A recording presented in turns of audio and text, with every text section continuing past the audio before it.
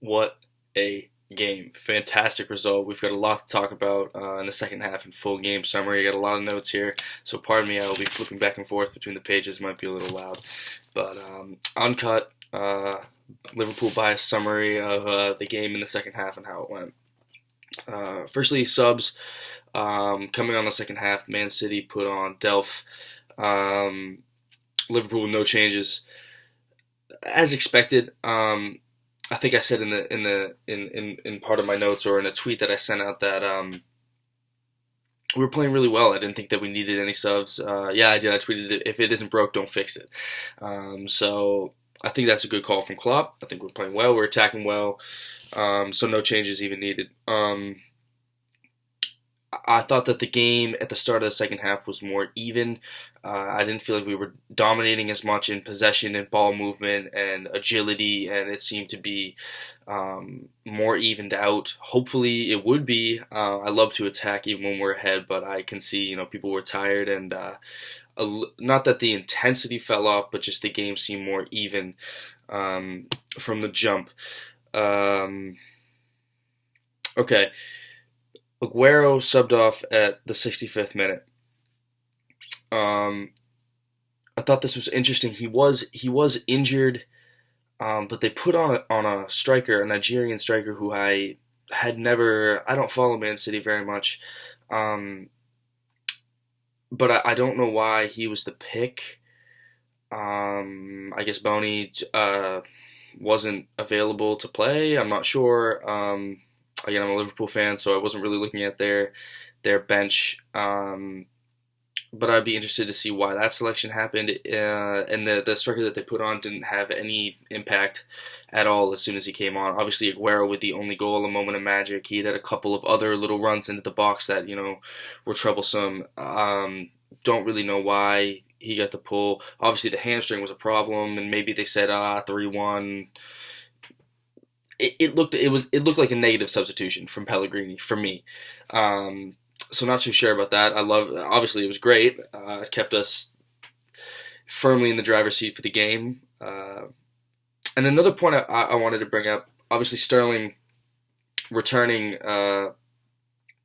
not to Anfield, but playing against Liverpool, and I felt like we shut him down. I mean, he pretty non-factor the whole game. Every time he got on the ball, he would have somebody right on his back, right up pressured against his back. He turned with the ball a couple of times, and people came either from behind him and stole it, or came from the side and stole it, or just stole it right from his feet, right in front of him. He really didn't have much of an impact. And towards the end of the game, there was a ball that was swung across where the Nigerian striker kind of missed it, but then it also, Sterling was right behind him for the cleanup in front of his man.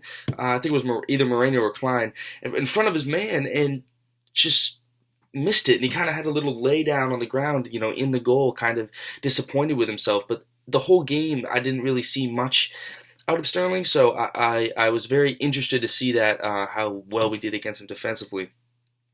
Okay, Coutinho went out at the 67th minute. He had a little niggle on his hamstring or something like that, the announcers were saying. I didn't really see anything crazy, but if he says something's wrong, then something's wrong. We'll get him and rest him up and get him back as soon as possible, because he played fantastic. I mean, just fantastic. We swapped him out for Ibe. I really like Ibe. I think Ibe has a lot of potential. He plays the way that I like to play, which is just, get the ball as a winger, face up a defender, and go at him. And, once you get around him, try to assess where you need to put the ball from there. So I really like how he attacks.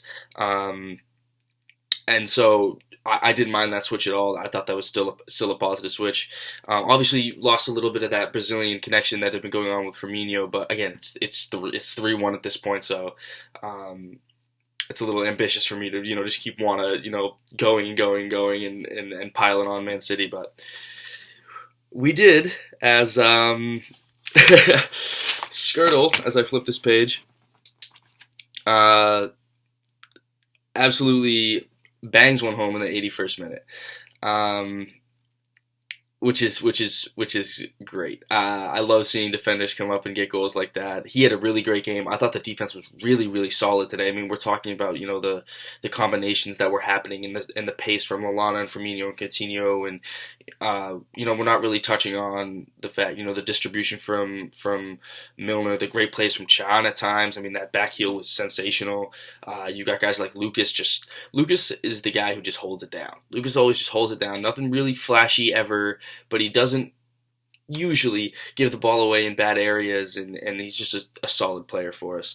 Something that I loved, Firmino giving a little pump up to the away stands, before when he got subbed off at the 67th minute for Benteke, actually. Which I wanted Benteke to start, but then when Benteke came in, I was kind of lukewarm on it. I was kind of, all right, he can come play, I guess. I guess the reason for that is, as I'd already talked about, I was complimenting Klopp's strategy in the pacey front three. So when Benteke came on, I was like, okay, Firmino's tired. He's had a good game. Get Benteke on here. But Benteke also, there was a little one-on-one opportunity. Great save from Hart. Fantastic save from Hart in the 80th minute, which set up the corner for Skirtle's goal. But it was a one-on-one, and there really wasn't anybody around. And he kind of did this. He's he's not the fastest guy, so he kind of turned around and looked at the defender, kind of like barged into him to create space. But then, as he was doing that, the angle kind of closed down, and I would like him to hit it from farther out. Your angle's wider, just hit the ball. Again, it was 3-1 at that point, so I was trying to get the 4-1, but once Skirtle hit that 4-1 in, I was happy, I was satisfied. So that was a good lead. Another thing I have,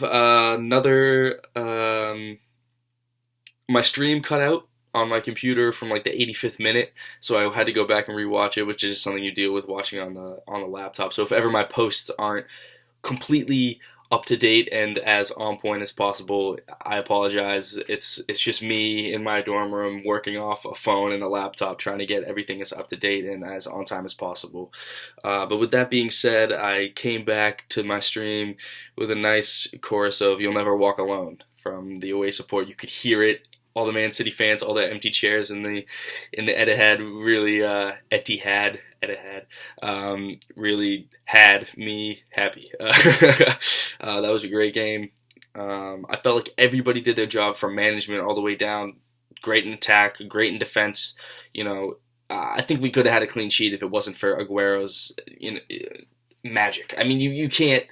Like I said earlier in the first video, you can't stop that, and you can't stop Skirtle's goal eventually. God, get that man.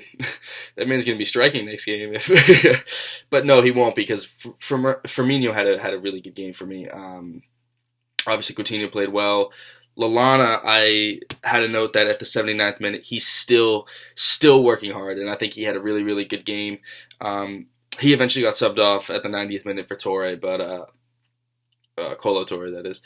But I felt like it was well deserved. But overall, obviously, fantastic game. Not too many negatives to take away from it, to be honest with you. I can't pick out anybody for having a poor performance. Moreno, Klein, who I haven't really talked about, shored up the defense. Like I said earlier, Klein was the one actually most of the time, taking the ball off of Sterling, as Moreno was matched up on Navas on the other side. So, great game from both of those guys. Two people I just mentioned, Sterling and Navas, no effect really on the game. And so I've been going for about 9 minutes now. I'll cut it off here. Again, it's been the American Scouser. Fantastic game. Can't wait till next week. And we're climbing up this league table, and I feel like the top 4 spot is very attainable for us.